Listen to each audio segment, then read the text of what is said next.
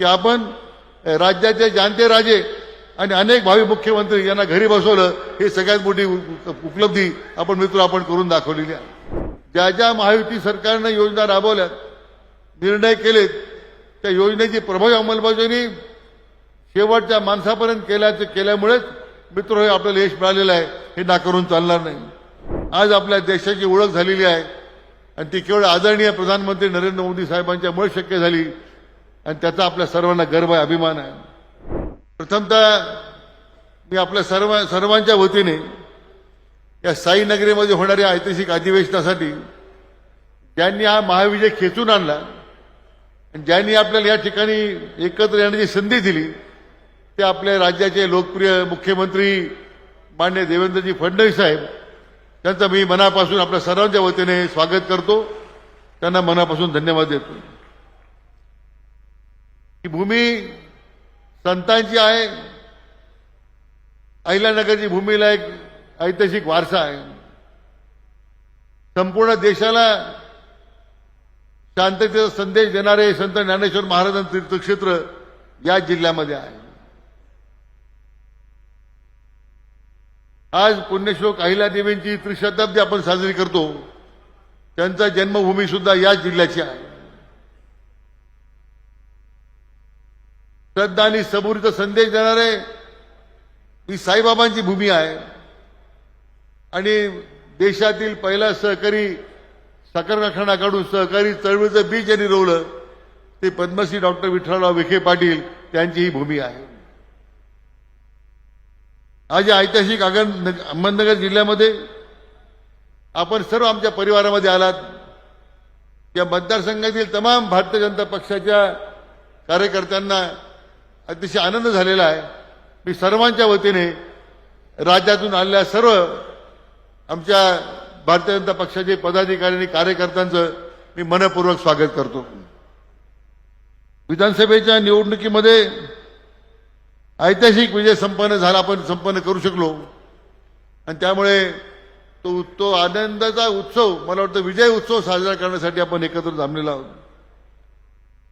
आज देशामध्ये सर्वाधिक सभासद असणारा जगामध्ये सर्वाधिक पक्ष असणारा सदस्य असणारा आपला भारतीय जनता पक्ष आहे आणि आज विश्वनेता आदरणीय प्रधानमंत्री नरेंद्र मोदी साहेब यांच्या नेतृत्वाखाली भारतीय जनता पक्षाने आता यशाचं शिखर गाठलेलं आहे। तिसऱ्यांदा देशाचे प्रधानमंत्री म्हणून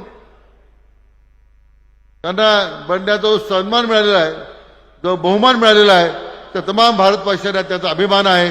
त्यांचं सुद्धा मी आपल्या सर्वांच्या वतीने मनपूर्वक अभिनंदन करतो। आज विश्वगुरू म्हणून आज आपल्या देशाची ओळख झालेली आहे आणि ती केवळ आदरणीय प्रधानमंत्री नरेंद्र मोदी साहेबांच्यामुळे शक्य झाली आणि त्याचा आपल्या सर्वांना गर्व आहे, अभिमान आहे। नुकत्याच संपन्न झालेल्या विधानसभेच्या निवडणुकीमध्ये ज्यांच्या नेतृत्वाखाली ज्यांचं मार्गदर्शन आपल्याला मिळालं, ते देशाचे कणखर गृहमंत्री माननीय अमित शाह यांचं सुद्धा मी मनापासून आपल्या सर्वांच्या वतीने अभिनंदन करतो। आज सर्वात आधी महाराष्ट्राच्या निर्मितीनंतर पहिल्यांदाच सर्वाधिक जागा जिंकण्याचा बहुमान आपल्या पक्षाला मिळाला आणि याचं नेतृत्व माननीय देवेंद्रजी केलंय, याचा आपल्या सर्वांना साथ अभिमान आहे। प्रत्येक योजना समाजाच्या शेवटच्या घटकापर्यंत पोहोचून पंडित दीनदयाल उपाध्याय यांनी दिलेल्या अंत्योदयाचा विचार आपल्या संघटनेच्या माध्यमातून अधिक मजबूत करण्याचा प्रयत्न आपण सगळ्यांनी करण्याची गरज आहे। ज्या ज्या महायुती सरकारने योजना राबवल्यात, निर्णय केलेत, त्या योजनेची प्रभावी अंमलबजावणी शेवटच्या माणसापर्यंत केल्यामुळेच मित्र हे आपल्याला यश मिळालेलं आहे, हे नाकारून चालणार नाही। लोकसभेच्या निवडणुकीत खोटा प्रचार करून ज्यांना मतं मिळाली त्यांनी विधानसभेचे स्वप्न पाहायला सुरुवात केली, परंतु मला सगळ्या भारतीय जनता पक्षाच्या कार्यकर्त्यांना धन्यवाद दिले पाहिजे की आपण राज्याचे जाणते राजे आणि अनेक भावी मुख्यमंत्री यांना घरी बसवलं, हे सगळ्यात मोठी उपलब्धी आपण मित्र आपण करून दाखवलेली आहे। आणि म्हणून आज साईबाबांच्या श्रद्धा आणि सबुरीचा संदेश यांना अनुसरून आपण जी विजयाची भरारी घेतलेली आहे, मला वाटतं की इतिहासामध्ये नोंद होईल। आणि मला पुन्हा एकदा आदरणीय मुख्यमंत्री महोदयांचं, फडणवीस साहेबांचं किती धन्यवाद द्यावे थोडेच आहेत। केवळ साहेब आपल्या नियोजनामुळे पक्षाचे अध्यक्ष बावनकुळे साहेबांच्या संघटित प्रयत्नामुळे आणि तमाम व्यासपीठावर बसलेले नेते मंडळी असतील, इथे शेवटचा बसणारा आमचा भारतीय जनता पक्षाचा कार्यकर्ता आहे, त्याच्या सगळ्याच्या प्रयत्नामुळे हे मिळालंय प्रचंड यश. मित्र, आपल्याला उद्याच्या स्थानिक स्वराज्य संस्थेमध्ये 100% भाजप करून दाखवायचं आहे. हा संकल्प या ठिकाणी आपण घेऊन जायचा आहे अशी आपल्याला विनंती करतो. कमी कालावधीमध्ये हे अधिवेशन भरवण्याची जबाबदारी पक्षानं आमच्यावर दिली. मी सगळ्यांना अतिशय मनपूर्वक विनंती करतो, काही गैरसोय झाली असेल, काही उणिवा राहिल्या असतील, कृपया आपण आम्हाला क्षमा करा. पुढच्या काळामध्ये ते भरून देऊ.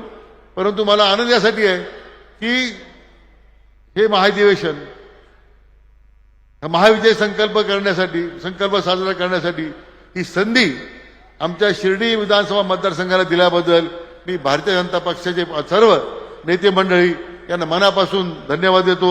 आपल्या सर्वांना नवीन वर्षाच्या शुभेच्छा व्यक्त करतो आणि आल्याबद्दल पुन्हा एकदा सगळ्यांचं स्वागत करतो. धन्यवाद. जय हिंद, जय महाराष्ट्र.